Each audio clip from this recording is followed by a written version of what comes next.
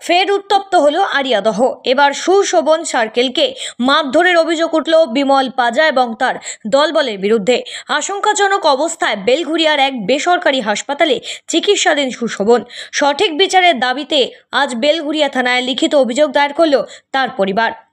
আগামীকাল মা এবং ছেলেকে মারধরের ঘটনায় অভিযুক্ত জয়ন্ত সিংয়ের সাক্ষী রয়েছে।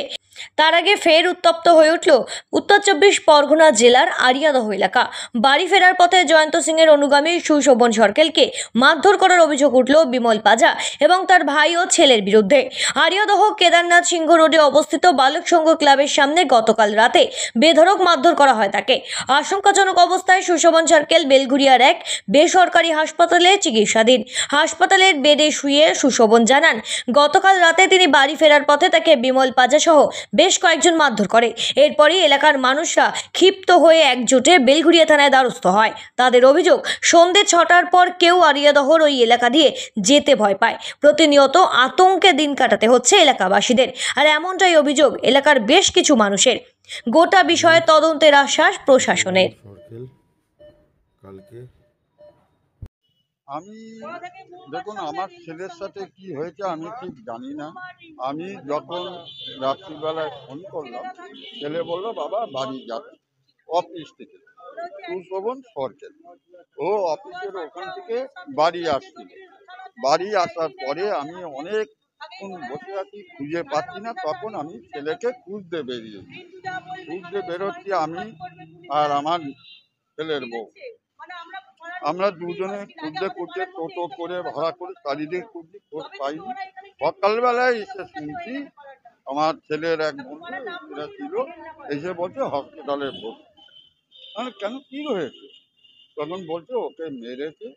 তখন সজল পাজা, বিমল পাজা আর আছে সাইন পাজা।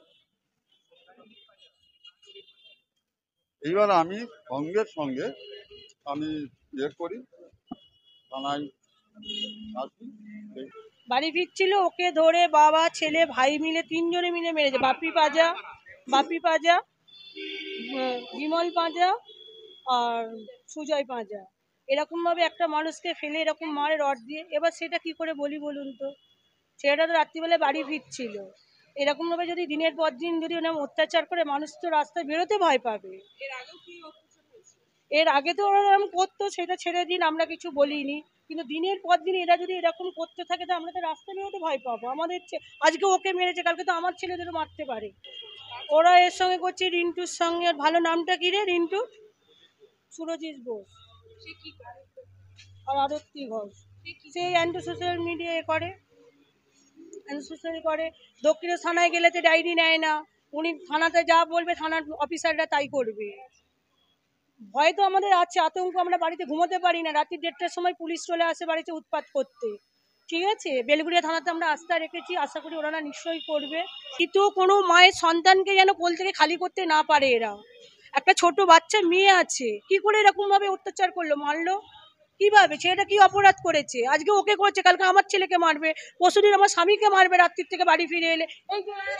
এনার ছেলেকে ধরে হুমকি দিচ্ছে রাস্তাতে, হ্যাঁ মার্ডার করে দেবো, দিনের পর দিন হুমকি দিচ্ছে। হ্যাঁ, সেটাই কি করে বলি বলুন তো?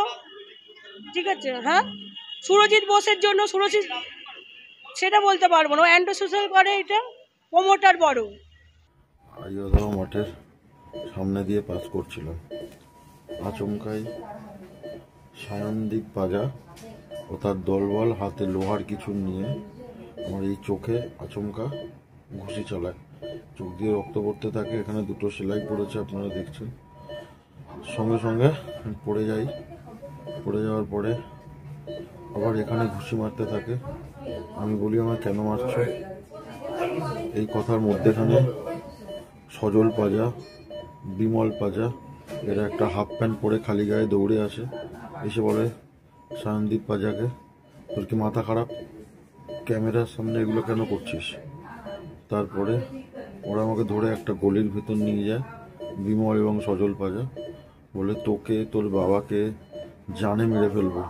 বন্দুকের বাট দিয়ে আমাকে মারে, লোহার কিছু দিয়ে মাথায় মারে, মেয়ে বলে তোকে ছাড়বো না। বেলঘুরিয়া থেকে মনোজ দাসের রিপোর্ট, সঠিক বার্তা।